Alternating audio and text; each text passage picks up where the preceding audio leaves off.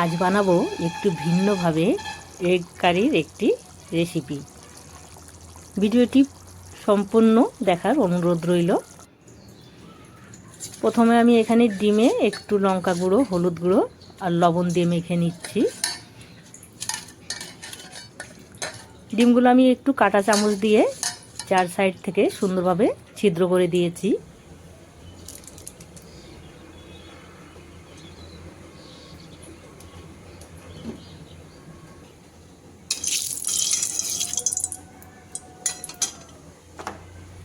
এবারে দিয়ে দিচ্ছি একটা কুচানো পেঁয়াজ।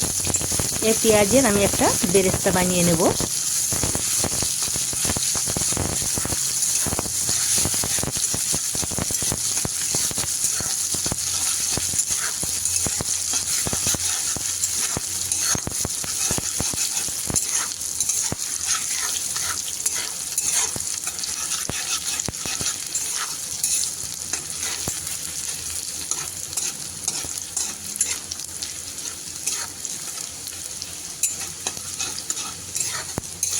ঘন ঘন নেড়ে দিতে হবে, নাহলে কিন্তু পেঁয়াজগুলো একদম পুড়ে যাবে।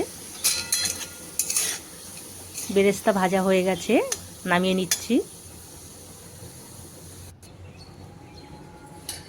এবারে ডিমগুলো ভেজে নেব।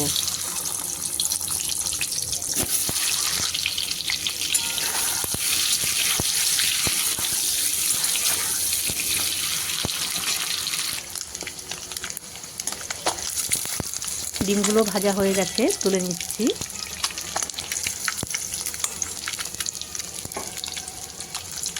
ডিমে সামান্য একটু লঙ্কা গুঁড়ো দেওয়াতে কালারটা কিন্তু সুন্দর এসছে।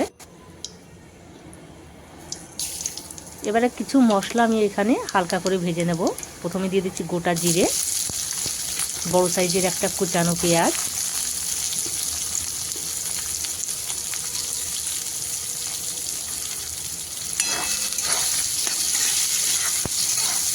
পেঁয়াজগুলো একটু নেড়ে দিয়ে দেব লঙ্কা আর টমেটো।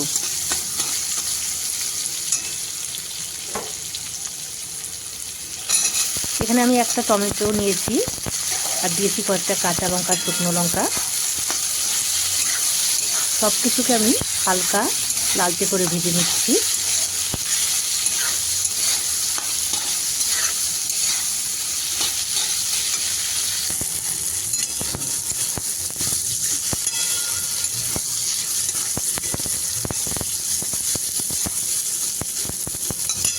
এবার আমি এগুলো নামিয়ে নেব। নামিয়ে নিয়ে একটা পেস্ট বানিয়ে নিচ্ছি।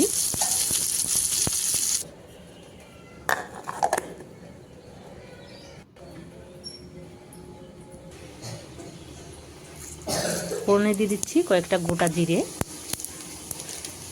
দুটো তেজপাতা আর পেস্ট করা মশলাটা এবার দিয়ে দিচ্ছি।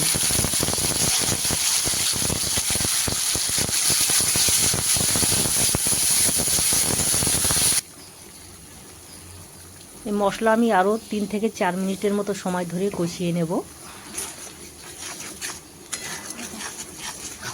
মশলা যত ভালো কষানো হবে ডিমের কারিটা খেতে কিন্তু ততই ভালো লাগবে।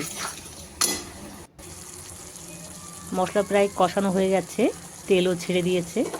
দিয়ে দিচ্ছি পরিমাণ মতো লবণ, পরিমাণ মতো হলুদ গুঁড়ো,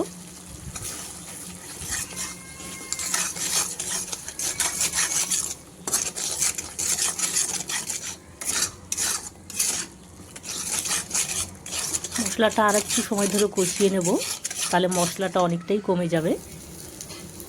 মশলা কষানো হয়ে গেছে। এবার দিয়ে দিচ্ছি ঝোলের জন্য পরিমাণ মতো গরম জল।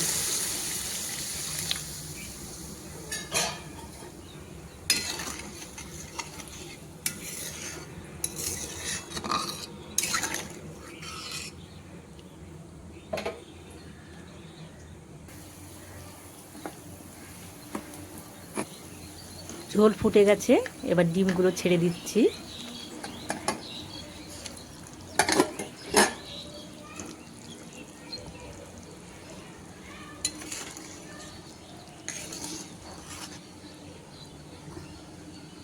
ডিমগুলো দেওয়ার পর আরও 4-5 মিনিট সময় ধরে ফুটিয়ে নেব।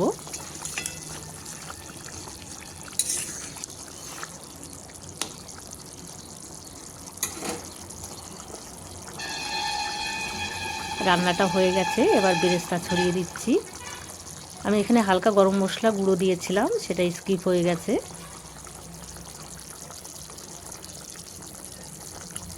আপনারা বাড়িতে এভাবে একবার বেরেস্তা দিয়ে ডিমের কারি বানিয়ে দেখবেন, অসাধারণ হয় খেতে। ভিডিওটি ভালো লাগলে লাইক, শেয়ার, সাবস্ক্রাইব করবেন।